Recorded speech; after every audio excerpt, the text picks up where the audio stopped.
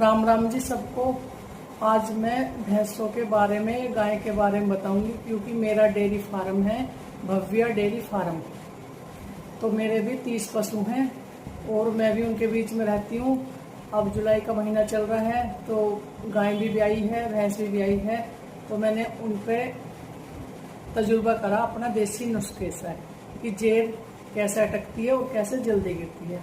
वैसे तो जेर गिरने का सही टाइम 8 घंटे, अगर 8 घंटे के बीच में जेर गिर देती है भैंस या गाय तो बहुत अच्छे वो दूध पे भी आती है और उसकी सेहत भी अच्छी रहती है, क्योंकि साफ हो जाती है वो। और अगर किसी कारणवश, जैसे भैंसों में, गाय में कितने तत्व हैं जो कमी रहती है उनमें और उनकी वजह से वो जेर नहीं गिरा पाती हैं, तो 24 घंटे भी हो जाए, 24 घंटे के बाद में फिर पशुपालक डरने लगता है कि भाई ये तो खिंचवानी पड़ेगी, पशु बेकार हो जाएगा, दूध पे नहीं आएगा, इसकी सेहत भी खराब हो जाएगी।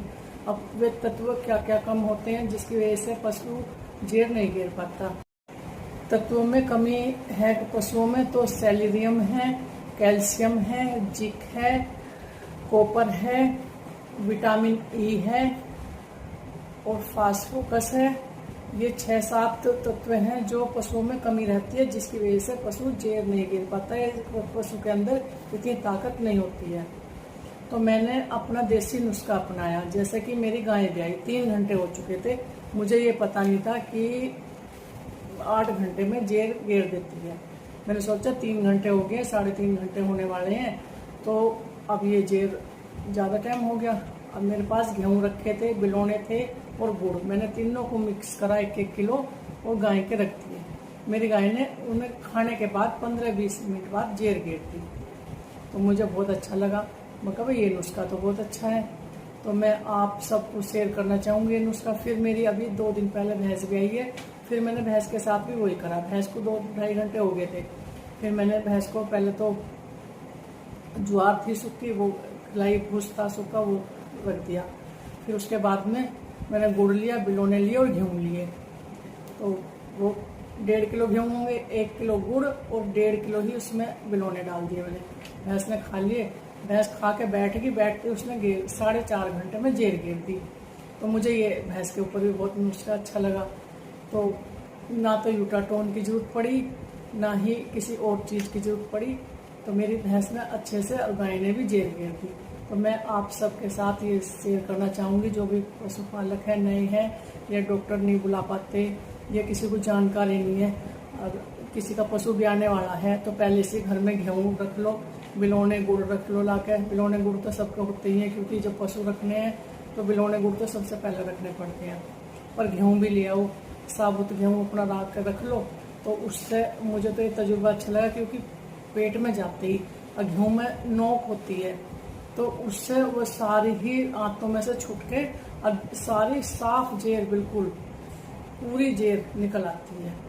तो मैंने तो ये तजुर्बा अपने पशुओं पे, अपनी डेयरी में आजमा रखा है, इसलिए मुझे ये 8 घंटे का इंतजार तो देखना ही नहीं पड़ता। मैं तो 5-6 घंटे में ही भैंस दूध मतलब जेर गिर देती है अच्छे से। फिर हम बच्चे को दूध खींच पिला देते हैं और फिर आराम से मतलब सुरक्षित और निश्चिंत हो जाए हम कि भाई पशु ने जेर गिर दी। अगर इतने पशु जेर नहीं गिरता, इतने यही चिंता बनी रहा है कि पशु कब जेर गिरेगा, कितने टाइम में गिरेगा, कैसे गिरेगा।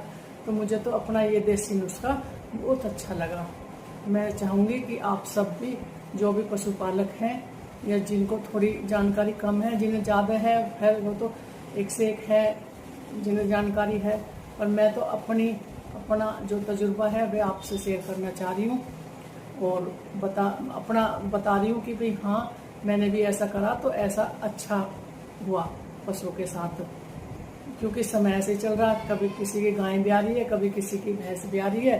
तो मेरा और पशु के ब्याने के 15 दिन तक कोई चिकनाई नहीं देनी चाहिए, जो मेरा अपना तजुर्बा है। पशु को नॉर्मल खाना दो, खल की सानी करो और ज़्यादातर सूखा दो, क्योंकि कोई अगर ओटी भी देते हैं, मैं तो 15 दिन बाद ओटी देती हूँ, तो जब दूध पे आने लगता है वो छटाव भी अच्छा करता है। तो सबसे मेरी यही सलाह है जितने भी पशुपालक भाई हैं कि 15 दिन तक कोई चिकनाई मत दो, ओटी दो, गुड़ की दो, हल्दी डाल कर दो, पर आधे किलो गुड़ की ओटी बना ली हमने, उसमें कोई चिकनाई मत डालो, ना घी डाल लो, ना कोई तेल डाल लो, और ना ही कुछ भी मत डालो, बस हल्दी डाल दो। अजवाइन तो वो खाती नहीं है कि उसे महक आ जाए अजवाइन की, तो हल्दी डाल के दो, और 15 दिन के बाद ओटी दो उसे। क्योंकि हम अगर 15 दिन के अंदर चिकनाई दे देते हैं पशु को तो वो चारा नहीं खा पाता, उसका जैसे कब्ज का वो हो जाए ऐसा हो जाता है उसके अंदर। तो 15 दिन तक जैसे सूखा देते हैं हम, खल की सानी तो करते हैं पर ज़्यादातर सूखी सूखी रखते हैं, सूखा ही भूस, सूखी ज्वार चल रही है, ज्वार में तो हमें खल नहीं गिरती है इतने 15 दिन तक, तो सूखा खल अलग से खुआ दो चाहे, ताकत भी बन रही है, उसका हाजमा भी सही रहेगा। फिर 15 दिन के बाद चिकनाई देते हैं तो हाजमा ख़राब हो जाए, इसलिए चिकनाई नहीं देनी चाहिए ब्याने के 15 दिन बाद, मैं तो देती नहीं हूँ। ठीक है जी। और 15 दिन के बाद उसे हर 3-4 दिन में एक ओटी दे दो अच्छी सी, फिर 3-4 दिन बाद अच्छी सी ओटी दे दो, तो अपने आप पशु दूध पे अपने आप दूध बढ़ाता चला है, अच्छा दूध बनाता है। अगर कोई 15 किलो की है तो 15 से 16 किलो कर देगी, 14 किलो की नहीं करेगी, अगर हम अच्छे से उसकी डाइट या अच्छे से उसका रख रखाव रखते हैं।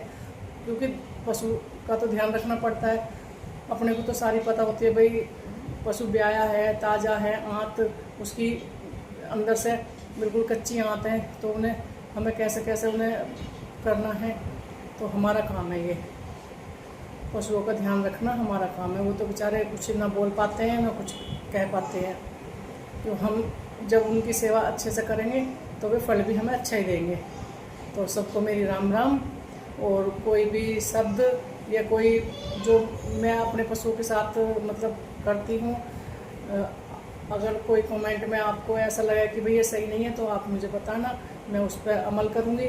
फिर मैं आप अगर कोई अच्छी कमेंट करके बताएंगे कि हाँ ये बात अच्छी है, ये गलत है, तो मैं उस पर आगे देखूँगी भाई हाँ भाई ये मेरी गलती है या ये मेरी सही है। अगर मेरी सही लगती है तो आप कमेंट में मुझे बताना। सबको मेरी राम राम, हाथ जोड़कर।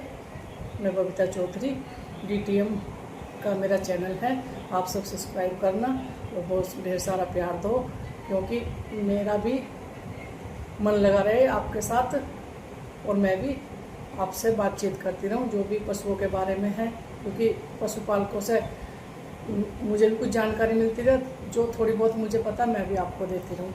सबको धन्यवाद, नमस्ते, बाय।